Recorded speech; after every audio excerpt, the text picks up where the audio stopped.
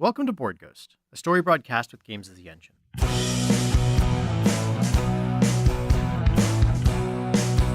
If living is a highway, then heaven is a bus stop. Been waiting for a minute there, or has it been forever? 'Cause dying don't agree with me, no. We believe you're out there, hungry for stories for shared experiences. We can't see you, can't hear you, yet we will play for you. This night's offering is a continuation of Lovecraftesque, a storytelling game of brooding cosmic horror from Black Armada Publishing, designed by Joshua Fox and Becky Annison.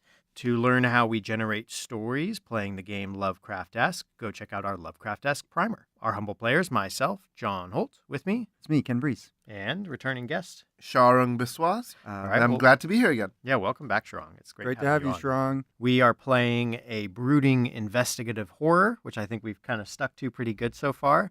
Our main location, which we've also stuck to pretty good so far, Yep. is an abandoned factory.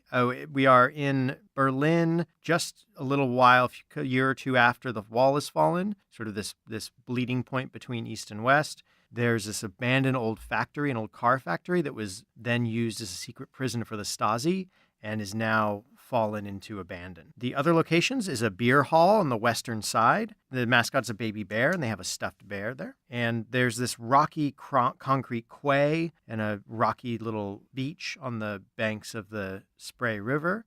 We have a tiny Catholic church that sits a little ways from our abandoned old factory. Our witness is Anna Schmidt. She is a developer. She scouts land to be used for development in this sort of newly industrializing, modernizing era for Germany. So she works for a French land developer, an outside consortium, to scout land for them. She is checking out this factory for development. She is a persistent and practical person. She does what she needs to do to get the job done, and she sticks to it. The job is important. She's also a little overly reliant on modernization and progress. You know, she fully believes in what these developers are doing and doesn't have much room for things of the past. And I think she's a hustler. Yes, that's a good thing. I think that's the long and short of our setting. So far, they have gone in and explored this location. They found, to get in it before entering, a demon key in a black envelope. They just inside, she's with this young NPC, Freddy. This weirdly cheerful but also emotional 19-year-old. young man who is a handyman of all sorts. Now, they found a ledger of names with weird writing to the side of it. And in the same room, they found a framed photo that has a bunch of people in this factory with strange writing on the photo, almost labeling each person. The people all look very similar. They resemble one another in an odd way. And only one person in the photo has their eyes open. And there's an ongoing effect that for the ledger and also for this thing, there's a strange writing that we don't understand. And now getting on to part 2, we may reveal what happens when these writings are read. Now, also to this object d'art, we have this mysterious painting. There's an inexplicable occurrence that only happens when this object is present. So that may come into play. Yep. And then we may reveal clear evidence that whatever is depicted is real from this object.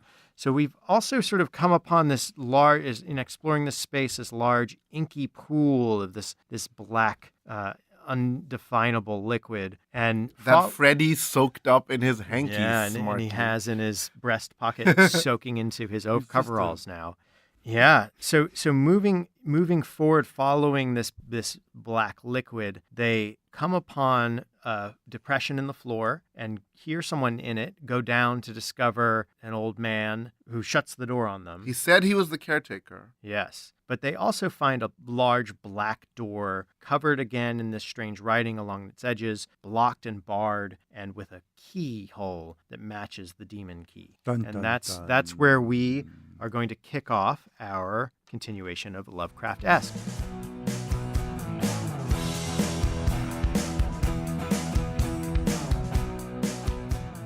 I think it should start off exactly where it ended last. The witness is you, Ken. So Ken is the witness. That's right. I'm the I am narrator. Anna Schmidt. And I'm the narrator, and John is our watcher. Yep.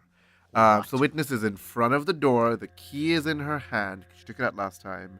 This door that seems to fit the key is right there. And there's this strange, spicy, mixed sort of smell that's kind of beguiling. Not unpleasant, but like interesting from coming from the door or what's behind it. Well, Anna is sort of looking at the key and then at the key and back to the lock and sort of thinking, why did they give me this key when it didn't open the front lock to get into the building? We had to force our way in. But this key does open this very remote kind of hidden door. That must mean that they wanted me to go in here Yeah, to check it out. that is very sensible. Yes. Maybe this is the boiler room. It must be. That's why so much iron. Exactly. That must be why. Well, so she looks back over at Freddy and says, well, we should check out the boiler to make sure everything is in working order. And Freddy like squints and looks at the door. He's like, the boiler? Do you think this is the boiler room? That's odd. I'd rather get in and find out what this old man's up to. I mean, this caretaker, I don't know. I mean, he's the only other person in here. We should get into this room and talk to him. Well, it seems like you made him very mad, Freddy. I don't know what I did. He looked at me and then slammed the door in my face. And there's something about this writing, now that I'm triggering the writing card. The writing is making you go towards the door. You cannot focus on this. Like a moment ago, you were thinking about the contract and you need to sell and you need to buy the place. But you can't think of this watchman anymore. This writing is really important. You need to go through the Fräulein door. Schmidt knows that the boiler is very important. But she is recognizing and seeing that there's a similarity maybe between the writing on this door and the writing she saw in the photo and the writing that they've seen in the ledger. They're all very similar now, she's realizing, now that she has sort of this third piece to look at. But even so, the writing's drawing her in, and she knows that she needs to get behind that door. And so she puts the key in to open it. And the door Shink. opens in a... The two bars, you hear, like, as you turn the key, you hear, like, like well-oiled clockworks clinking and moving inside this massive metal door. And you hear sort of like weights and counterweights starting to move. And the key starts to spin on its own out of your hand. like the image in Harry Potter when they open the vault door and all That's these right. mechanical... Yeah, but you hear it more than you see Okay. it. The key actually pulls in more Yes. and more. Like so spirals in. so almost like the two mouths are almost eating each other. Oh, they're like make-out demons. Yes, make out demons. And the Almost bars like they're bound together somehow. the bars pull aside and slot into these slots in the wall. And the door seems like it doesn't open on its own, but you might be able to push it. Of course, it does. And Freddy's the like- writing still drawing. The writing us is in? still drawing you in, and now Freddy who's been looking at the writing, is also kind of like, and forgetting about the night watchman or the caretaker. Anna has her flashlight. She's pushing on the door to open it. And it Yeah, opens easily. Yeah, the writing at this point, like even without the torch on it, the writing is giving off light. You can read all Like of the Casio Yeah, you can read all the symbols shining on the edges of this door. in that same greenish glow, oddly like the Casio. Interesting. And the door opens easily, and I don't know what you're expecting, but it opens into what looks like a painter's studio. Or a photography studio, or is it a combination of both? It's full of, like, there's some old, like, camera equipment here and there. There's clearly, like, a cloth at one end and a seat where someone could sit to take a portrait. And then there are all these shelves with, like, jars of, like, what would be different chemicals and things. But also, there's, like, canvases and paintbrushes. There's half-finished, all portraits, half-finished, like, portraits. A couple of jars are prominently laid out, and they seem to be, they seem to contain, they're not filled, there's not much left, of that weird lake of black sludge, Yeah, that similar liquid in these jars. And that's what you can see from the threshold of this room. Anna pays closer attention to the photography equipment, recognizing the odd sort of background that she saw in the picture in the office. She thinks that maybe that photo was maybe taken here, which is sort of odd. As she's sort of walking in, she's seeing amongst the artistic equipment also odd, like esoteric equipment, like candelabra, and like it looks like there may all be this some prayer rugs and like strange weird tomes. Conglomeration of painting equipment, photography equipment, and weird equipment. Yeah, And there's just curious shelves too of books, of different like bindings, a lot of like art, like folio print books. Yeah. It looks like, and you see some that are open to drawings. When you're fully in the room, Freddy says, "Look, another one!" And he points towards another big photograph with a group of different people on it. This time, all their eyes are closed. Everyone's eyes are closed in this photograph, and they're standing. And this time, they look different. They do not look similar. But that strange writing is again on this painting, and Well, all this is going to have to go. It doesn't seem like it's the boiler room. well, why would they have locked this like studio? This is so strange. Yeah, we need to get out of here. I mean, you've seen all you need to see. The caretaker skedaddled. Come on, like, can we? Let's like make our way out. There's got to actually. Let's just go ask the old dude. Maybe he can Why did we show even us the come way in out. this room? What was so special about this? Well, Freddy, the key, we were maybe meant to see this place. I'm unsure, but it seems the previous owners had odd proclivities. This doesn't look like a jail, though. And he says, "Yes, but it is known that it's a Stasi place." He starts fumbling. "I'm sure there's something here," and he pulls aside one of the masking curtains that you would pose in front of, and a figure body thing falls What? outward. And he shrieks and jumps back, because this is our next clue. Body. So our next clue is this body that falls out. Is it an actual corpse? He jumps. In jumping back, he knocks the light from your hand. He kind of grasps at you as this, and he kind of like shrieks and drops the light, and it spins in this room. It's one of the only sources of illumination you have, and you just kind of see it like spinning, like catching this form that lays on the ground. And Sort of this, casting it's like this shadows. weird shadows on this form, so you can't see it clearly. It's very unsettling, and you realize that it is a body. It is indeed it looks like a person, but it looks very much like the similarities, the person in the above photo. It looks like one of those people, perhaps. Got it. It resembles that. And it is clearly not breathing or moving anything. You haven't touched it yet, but it's clearly not decayed or old or anything either. Like you would imagine, even if someone was dead here a day or something, there would be a smell, but no. Okay. I have just used a card, which is reveal that what it depicts is quite real. I'm going to use my card, a flashback, an instant effect. Ooh! So I can take over as narrator if I wasn't already, and introduce a new flashback scene to a time before the current story started. Nice. This is an investigation scene. Reveal a clue that is relevant to the current situation. Nice. So I'm going to say then the first scene of part 2 is done because I Done, yeah. revealed You've the revealed clue. the clue. So this will be a second This scene. is part. basically a second scene, but this time you've become the And narrator. then it'll go back to and then you. it'll go to Ken. How Um, exciting. You're at your office. Oh, this is Anna again? This is Anna. Okay. You're the witness. This is a flashback to you. Anna has just settled into her new office. Yeah. And she's in this tall, newly built glass and steel building. in French Berlin. owned. Yeah, But the cafeteria has all French There's food. a French manor. She's one of the new hires. This is a newly developed branch, and she has kind of been brought in as sort of a hotshot manager for this thing. And her window actually looks out over the change, so she can kind Oh. of see. This building now looks down out over a few blocks over, and then now there is. So she can kind of make out the factory. Or at least the former East.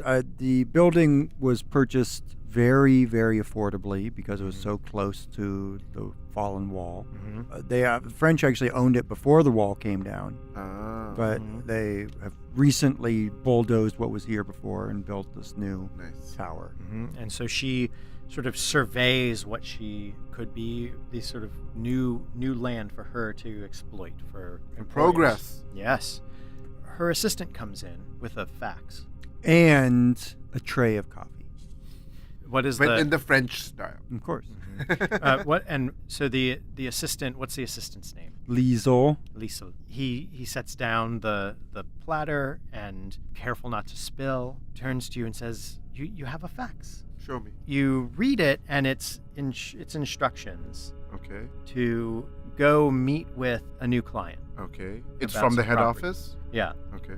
and it's pretty cryptic. They're just like, new client, cafe schmaz downstairs this afternoon, 3 p.m. Okay, so I'm a little surprised, but I'm new to the job. Maybe this is how the head office communicates, just quick faxes like this. I'm Liesel, would you clear my schedule for me? I have to go to a meeting in Cafe Schmaz. Do you know where that is? Yes, of course. We can find you a cab to take you there. Would you call one for me? Thank you, Liesel. You're the best. And your schedule, consider it clear. Thank you. Don't. Okay. I can put your coffee in a to-go cup. Don't bother. I'm gonna have coffee at the cafe anyway. Thank you for making it. I do not want you to feel that your gestures are unappreciated. But as I just said, I have to meet clients in a cafe. Thank you, Fräulein Schmidt. So you make your way to the elevator. She's like trying to be nice to this guy because she's like, he's gonna be my assistant. I should be nice to him. I've heard that I'm abrasive before, but a lot of women get told that even if they're just trying to be slightly in control. But I'm trying to be nice to him. So you're just sort of power walking to the Yeah. elevator. You got your purse. You're ready to go. You step into the elevator, and you don't even notice the man standing in the elevator.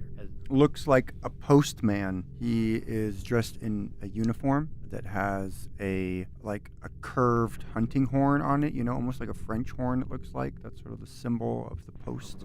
He has his bag. So you ride the elevator down with this man, and You get the sense distinctly that he is a veteran of World War II.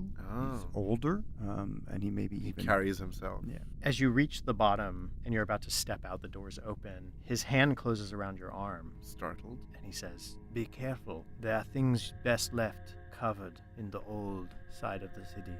Thank you for the warning, Herr Postman. I'm just very confused. Like, who is this random postman? And I look expectantly at his His hand grip holding- is just super warm. Like his hand is overly warm. Like he's been holding it next to a fire or something like that. But it's firm. It's not painful. No. It's just So I strong. look down pointedly at his hand holding me. He releases you. I slowly step out the elevator, give him a look, and I'm like, "You have a good day delivering mail and other messages, sir, Herr Postman." He doesn't step off the elevator.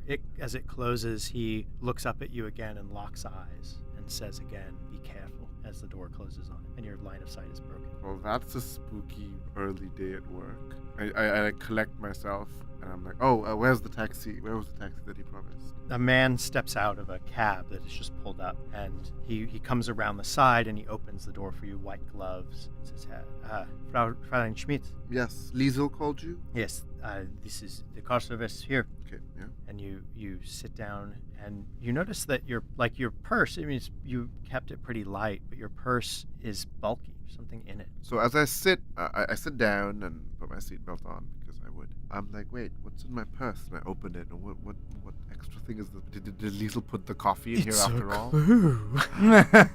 Not the coffee. Inside your purse, that you had not placed it there, it's like little clay figure.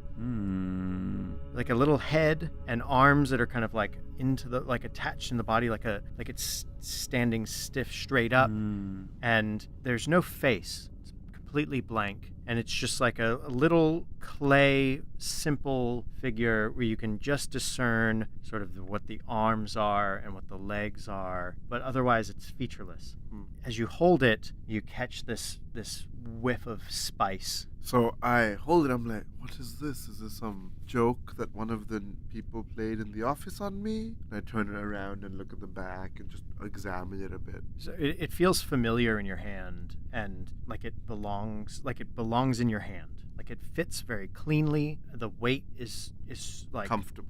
Yeah, you feel this feels like something that's real, that you can note that it's handmade, but with care. Care went into this thing. So I was almost about to toss it out the window, but then I have this feeling that, oh, it's not just a stupid thing. And you can't find any made-in symbols Yeah. or anything, stickers on it. It looks like a handcraft or something like that. So I keep staring at it and thinking about it until we reach, and I realize, oh, wait, we've reached. And then I put it back in my purse. Mm-hmm. And your meeting's pretty mundane. It's a dead lead. It was a waste of your time. But during the meeting, because I damn can good tell, coffee. Yeah, I can tell. Well, the coffee is very good, and I can tell early on that it's a stupid meeting. My mind, I keep kind of getting distracted and trying to end the thing. Mm-hmm. My mind keeps going back to the strange postman and then the strange object in my purse. Yeah, Cool. Love it. and that's the So scene. that's the clue. That's our scene there. Okay. And now I'm the narrator. Yes. So I'm going to say we did another scene. Yeah. This scene Will will basically be start our the last- journey yeah, into this will darkness. be So our we don't need a official- force majeure scene, which you only No, do. we won't. We pick up right where we left off before our flashback. In the creepy art studio, many different things are here. But as the body fell, so did the light. The only light we had, the flashlight, spinning to the floor. As it comes to a rest, is sort of pointing at an object that's on the ground, and the light is being reflected through that object. The object looks to be an adjustable magnifying glass, like with an arm, like an adjustable arm on it, like a metal that could have been clamped to a table or affixed to something. Who knows exactly? But now it's on the ground, sort of a piece of debris. And the magnifying glass itself has sort of been cracked. It's still basically whole. The flashlight that's shining through it changes the color of the light because the magnifying glass itself has been tinted. It's been tinted in this very sort of odd, almost like a black light that's sort of coming out the other side. A of UV. it. A UV, yes, thank you. That's exactly correct. There's like this UV light that is coming out. As Anna and Freddy are looking at the light cast, they're seeing the corpse or whatever it is, but they're also seeing that the picture on the wall is being cast in this UV light. And all of the figures, the people in the picture, look exactly how they did previously, except standing behind each of them with a clawed hand on each of their shoulders seems to be some sort of shadow.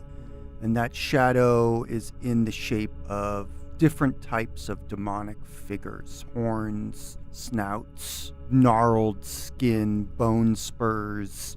They all seem incredibly horrific, and every human in the photo has a spectral So you're demonic activating figure the behind it. objet d'art. In fact, I am. Anna shakes her head and blinks her eyes at this image.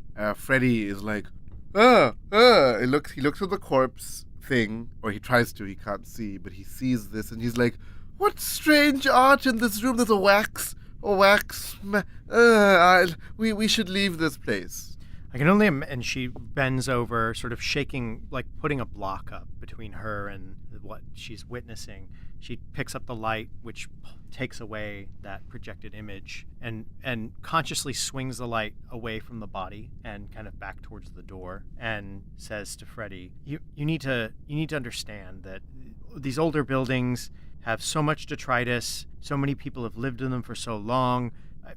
For all we know, that the previous caretaker was just as odd as the current caretaker. We could go into his room right now and find if he has phonographs and odds and ends, there may be another pack rat like the artist that kept this room. What if this was the Stasi and they made their prisoners make horrifying art? I don't think the Stasi were worried about art. They were worried about maintaining the status quo and keeping people on this side of the wall. I don't think we'll get light into this place. We'll get this place bleached clean with sunlight before we put up some brand new buildings that make this whole mess, this garbage heap modern. Okay, clean. can we leave this room now? Oh, certainly. And it does look like this room could have maybe doubled as a dark room at one point. As you look up there, it does look to be electric fixtures in the ceiling. Red lights. Yeah. Well, there is a light bulb here. We can continue to look. What if it explodes again? Well, these things happen. I would like to leave this room. I don't want wax men staring at us from the floor and strange paintings that only certain purple light reveals demons in them. This is not a good room. Okay, all right. Well, let's go see if I talk to the caretaker, it'll be less of an issue. So we start to walk out of the room. You left the key there. Freddy uncontrollably draws the ledger from his back pocket and opens it. Like he's drawn to by the writing? Yeah, 'Cause exactly. we saw that before. Mhm. So we're And using the as strange writing. Anna is moving to leave, I think Freddy starts to speak these odd words. Which is funny because he claimed at least he didn't know them. Indeed. As he is reading out, a number of different things are happening. I think the clay figurine in Anna's purse is vibrating, possibly the quote-unquote wax corpse on the ground. Yeah, no. Is Freddy also just sort claims of it's wax. like vibrating or be reacting to these words being spoken. And the dark liquid in the jars that seems to be made from the same liquid as the oily pool is sort of reacting, bubbling. But I think what is revealed is upon the floor in that same UV light starts to shine a symbol, and is the symbol of the demon face that was on the key and in the doorway, and it is just etched in the ground of this chamber as it begins to light up with a sinister cast. And that is our final clue of The night. Act 2. So the forfeiture happens if this hasn't started her journey into darkness. Yeah, So there's a quick scene that we're- forces you into the we're- journey. Pretty much there. She just needs to get tipped a little bit. Yeah. Cool. So Freddy is reading from this ledger. Yeah. The runes are shining up from the book. From the book, from the painting. From the runes on the photo on the wall are shining. Again, it's this like UV kind of chemical reaction, kind of glow. Casio-like. Yeah, like that, or someone like who's cracked like glow stick liquid Yeah, a little yeah, bit yeah, too, and yeah. but it's glowing in this like purple green light, and all these lights are starting to act together as he's reading. It's hard to see his face in this light. And he's reading clearly out like their names, like Carl Fuchs, 812975. Like sort of like he's reading these lines. She's like, Anna's like backing away from him now. Like, this is getting very, very, very strange. And as she backs towards the door, there's a light a light behind her that kind of her shadow again is still obscuring Freddy, her cast shadow, and she hears movement behind her. And she's like, Herr Caretaker, is that you? As she turns, she sees like in her torchlight this backlit man. Her torchlight comes to the face of this old man, and he has scars and he has tattoos of this strange writing. Is that glowing as well? And no, it's not glowing. And his expression is one of sadness and pity as he swings the door shut, and you hear the start locking. Okay. and you hear Freddy getting louder behind you. So she turns and she tries to snatch the book out of his grasp. Okay. And as your light comes towards him and you start to like go for the thing, your hand lands on the book. His reading stops and your light is in his face, kind of like illuminating both of you. The beam is right between you two, and he looks like one of the figures from the photos. Yeah. He no longer looks like Freddy. Like he looks like one of the Yeah. the above photo. Mm-hmm. Oh. Like his face has changed. And he closes his eyes. Oh. As soon as his eyes go, your torch goes out and you're in complete darkness.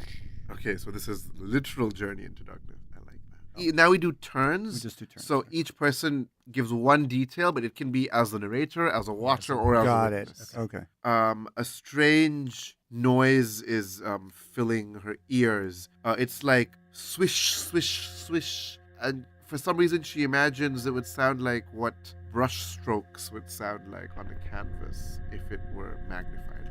As she's hearing that swishing sound, she can see that out of the inky liquid that's in the vials, they'd been bubbling and reacting.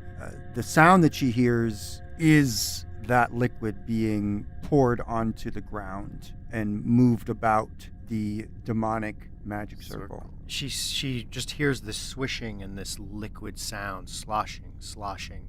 And it's not until her fingers become wet that she realizes the room is filling. It's strange because the room is filling with this liquid, but it's also distorting. Is the shape of the room changing? And she can't tell. She's looking around, and it's very strange and frightening, and she's terrified. Out of the liquid emerges a new figure, a figure we have not seen before. It has the beak of a heron, the body of a humanoid, the horns of a ram. It is a demon as it places its hand upon Freddy's shoulder. Anna watches as this liquid covers this figure and covers Freddy, and she starts to tread above it as they're completely submerged, and she tries to breathe, and she feels the ceiling with her hands as the liquid continues to rise. With this strange distortion, does it feel like everything's flattening somehow? Like she's trying to tread, well, she isn't treading water, she's treading gawk liquid.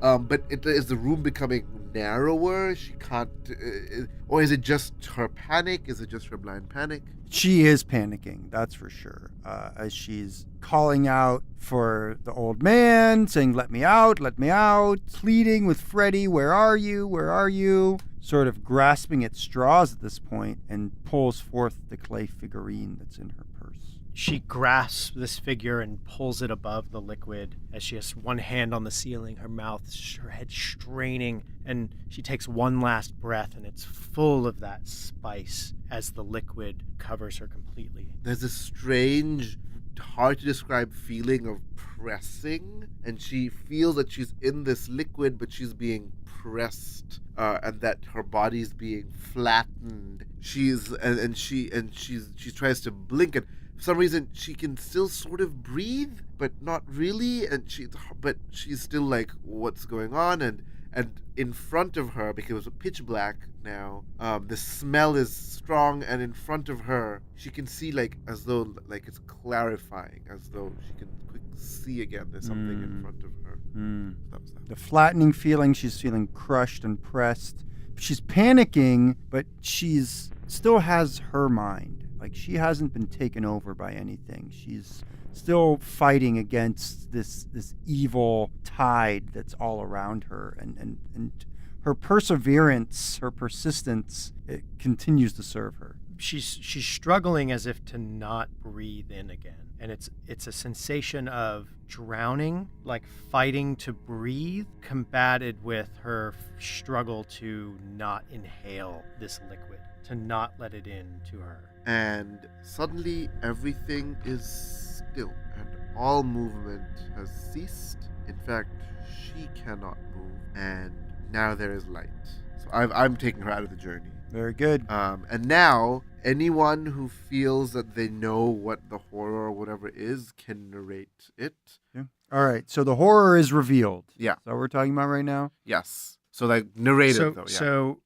So you're narrator, you're witness. I'm then. witness. Sure. So we still play in these roles, Yes. right? So you would react as the. Okay. Anna can see the light. It is a harsh light, like lights you would set up at a construction site to like have bright light to work through the night or something like that. She can see outward, but she can't move.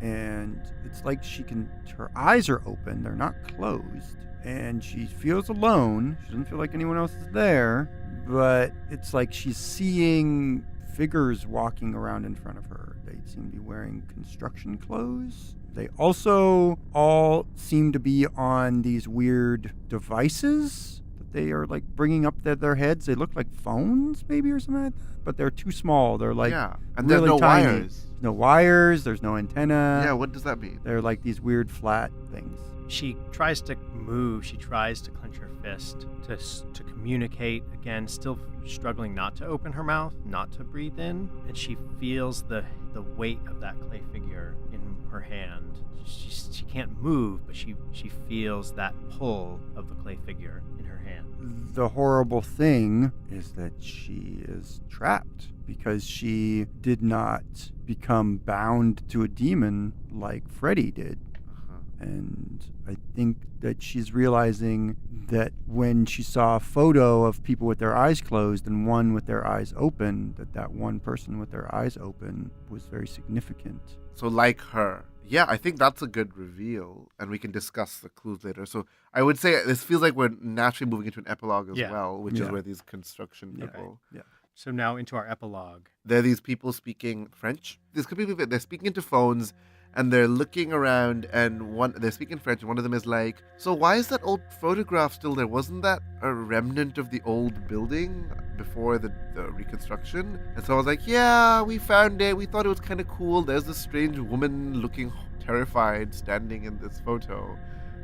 Maybe it's a Stasi woman. It's kind of macabre and cool, don't you think? And they're like, you have a weird sense And of what's humor. up with that guy with his eyes closed that's next to her? Yeah, I don't know. That young German man. He's so handsome and is holding a sandwich. And one of the others says, but has our boss arrived yet? We don't know. Where is he? And then the door opens and this man walks out who looks exactly like one of the people in the previous photo, the demon person, except that holding a greasy rag. You kind of see, like, as this figure sort of turns and starts walking out of the space into the bright construction light, he kind of strokes his hand along this metal object on a dolly, and we see, and he stops and sort of pulls out this key. Yeah. And looks at it and smiles. His eyes dead. Ooh, I like that. I like that as the ending. I like that as the ending. Awesome.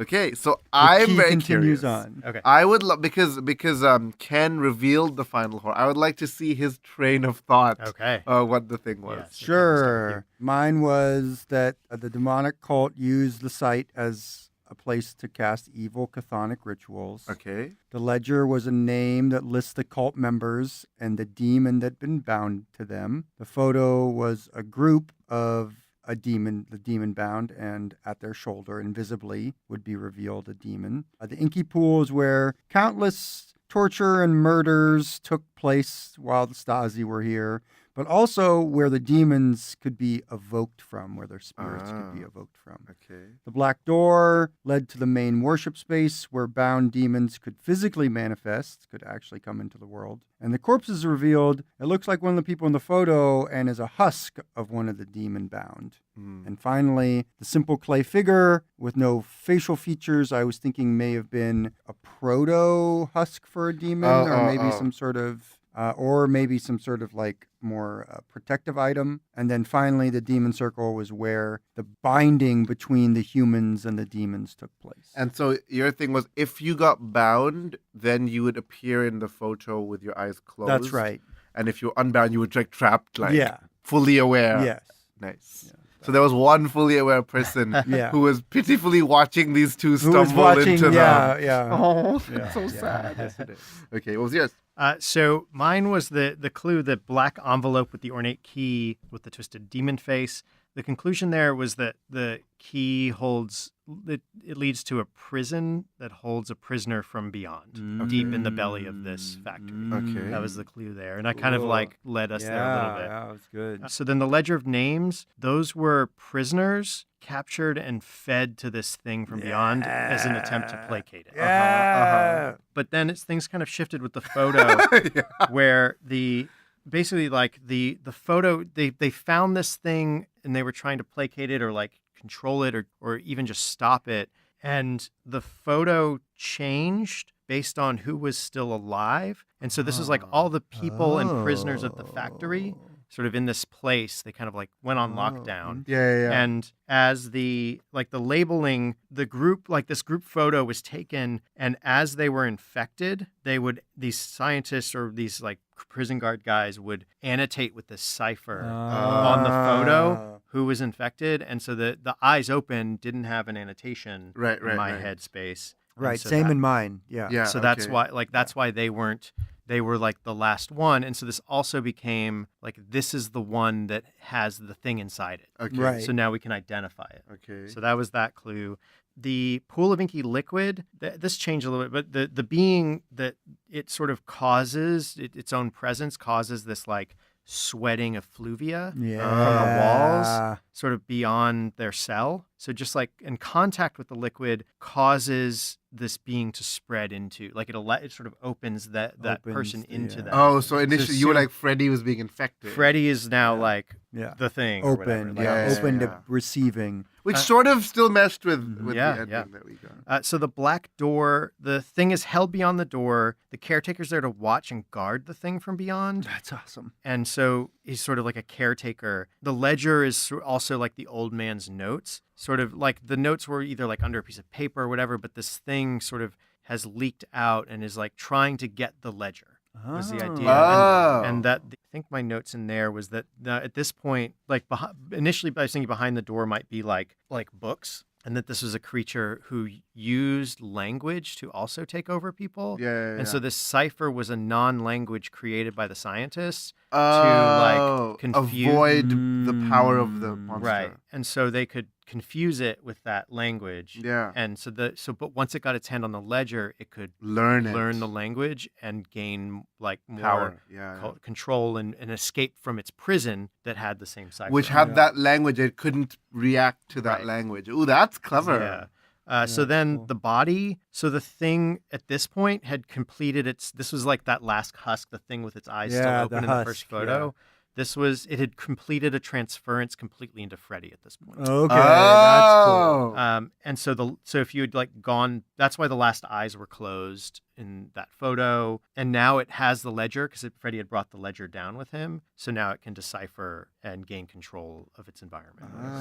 So then the clay figure was like so people knew about this thing. You have the Watcher, you have this kind of group, and this thing may have even existed before the Soviets took over. Like you don't know the full nature of this thing, but this is like a totem because those spices at this point I thought of like, right, so there's not the books of like age, but this spice is also like a containment, like it's like a fresh kind of like spiced earth that they use as well as the language to control it and contain it. Yeah. And so this is like a totem, like a protective totem, and it also acts as sort of a symbol for this faceless creature that can take over. Yeah. So it had like sort of a dual like faceless role, but also protective charm kind of thing.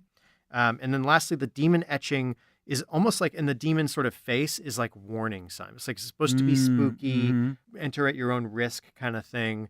But that the ward and the reason why it glowed was basically to alert the captors who were trying to control this thing that it was like becoming active and activating. And so that's why it would glow. And So different. That was my so etching. different. Yeah. So mine with the key, I'm like, oh, the entire building is one giant demon, and the key is used to unlock its mouth. I love it. Was my Sharon. first thought. I'm like, Love wow, it. all we have is a key. Let's go with it. Okay. Then I saw the ledger. I'm like, okay, the people in the ledger were the different avatars of the house as a human. Oh. and the key is clicked into the house's womb to like birth each of these avatars, but they kept dying, and then the painting, I'm like, okay, so the closed-eyed ones, it's a record of the avatars that did not survive, and the open-eyed one is the one that's alive, so maybe it's still in here, Somewhere in right? here, yeah. And the Stasi were doing this experiment to try and create a super soldier through this thing. Then changed completely with the liquid. I'm like, no. The warden of the prison did this weird demonic painting where this liquid is actually the ink he uses, and somewhere it's smashed and so it's leaking everywhere. Yeah. And the paintings would come alive, snatch a prisoner, put the prisoner into the painting or photograph, and parade around the world. I love it. Yeah, I love that you were going for putting someone in the photo. Yeah. And then the room was easy. I'm like, oh, the room is where the photographer was making his paintings and stuff. And then it changed to the photo above is the people who are birthed, because whenever they're birthed they have to look the same. And the photo below is the people who are trapped. And that's why and the body there is one of the birthed people that again didn't survive. It was very short lived. The experiment wasn't working. And then the clay figure, I'm like, okay, well, this is hard. So I'm like, okay, there's this painter sorcerer. The clay figures, there was a sculptor sorcerer, but who was trying to stop the painter sorcerer. And so tried to like warn her, look, not very, I mean, people never warn you in clear ways for some reason. True. They just say, ooh, creepy mystical warning, really. And then it changed with the head in the ground. It changed to no. The painter is trying to summon this demon into these clone bodies, which is very similar to sort of where I was. And that demon is the one whose head is in the ground. Yeah. So it's not the house or whatever anymore. It is this demon, and it needs to be birthed through these bodies. That's cool. But in the end, I was still going for her being trapped in the painting. Yeah, So I picked up on that and wanted to run with it. Yeah, so I was really excited when you went with that. I'm like, oh my God, my theory is coming true, and not because of me. Yeah, I like that. So I kind of liked how we had very different things morphed. I love how my first thought was the complete opposite. That's of awesome. Yeah. But there's some things like that jive. Like you were thinking of the liquid as like an ink, and when I was thinking, I was thinking of like words and like almost like he would sap the language off of books. That's really cool. And that's why it like sweats that ink. I really love the idea you had of like it cannot function around a non-human like language. Like the scientists made one up, and it's like that's how it's trapped because it cannot tap into that language. That was really interesting. I love that concept as well. I love it. Yeah, that was really fun, guys. Yeah, thanks for helping us play it, Shrung. That was fantastic. Oh, thanks. I also liked how our journey into the dark was atypical. When in that journey in the dark, I was kind of thinking that if it had come around to me, it was almost like she was transporting. Like she would have kind of like almost like a splash of this liquid, and she would be expelled onto the factory floor out into the sunlight. And like gasping as she like holds onto this clay figure. And has to deal with like what was Freddy, who steps out into the light and kind of like flexes. But that's sort of like that was where my head was at. That's what it did, because mine was it's turning into the painting. Like it's flat. I like that. And so I forwarded it into the future, right? Yeah. Oh, now she's in the future. Yeah, I like that. Painting in the future.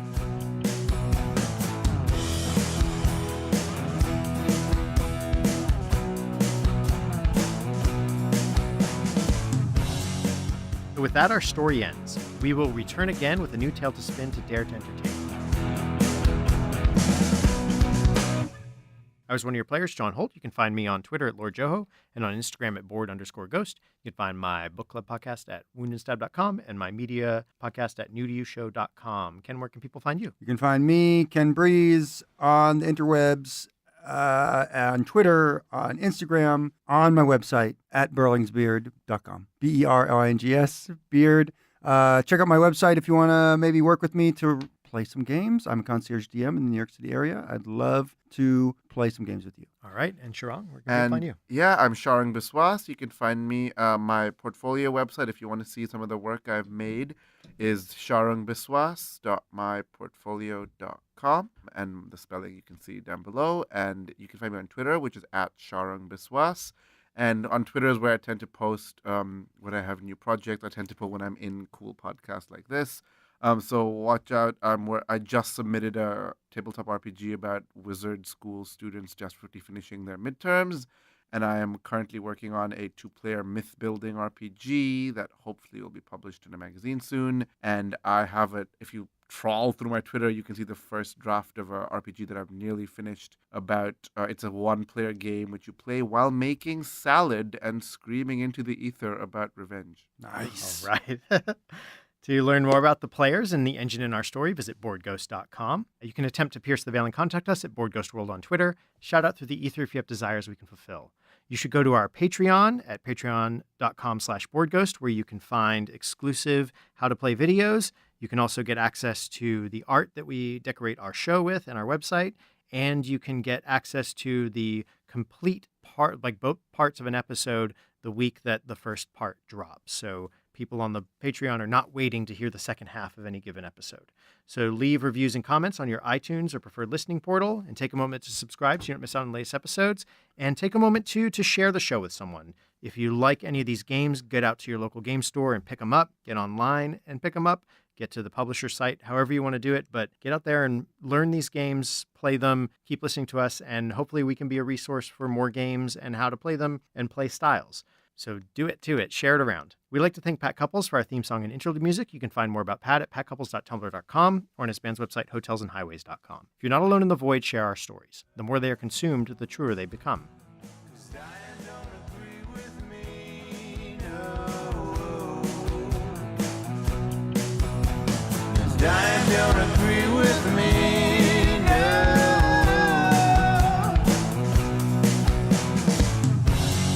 Oh, yeah.